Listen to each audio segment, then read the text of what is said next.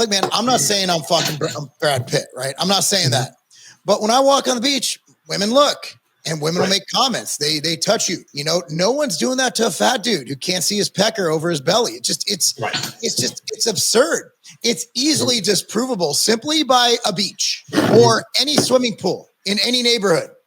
Any neighborhood swimming pool in the suburbs will tell you what women want.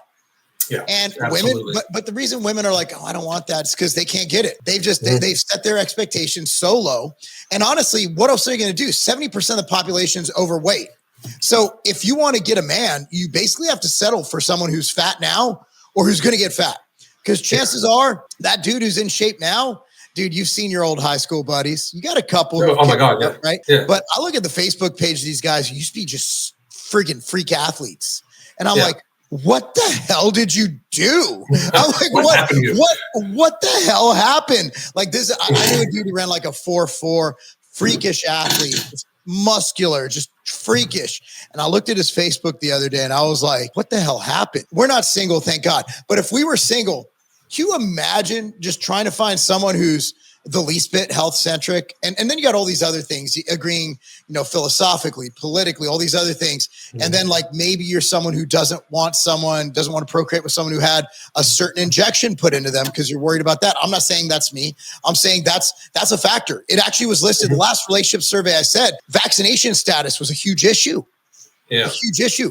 Because one side thinks if you didn't get it, you're weird. The other side thinks if you got it, you're weird. And the other side who thinks if you got it, you're weird and you might have fertility issues. There's a whole like dichotomy. Can you imagine trying to find a mate right now? It would be next to impossible, especially because I'm obviously 3/4 crazy.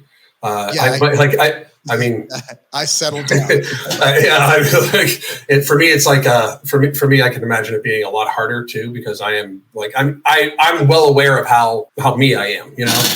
But I do think that, you know, when we look at that, it's even harder than what people think, because the 42% obesity and the 70% overweight, those were statistics taken in 2017, published in 2018, that have not been touched since. And we had since then the great fattening of 2020, where everybody stayed inside and ordered DoorDash and beer instead of going to gyms. But also, it's just accumulated, you know, year after year. It was already going up at about 2% a year, which is staggering, right? Both of them.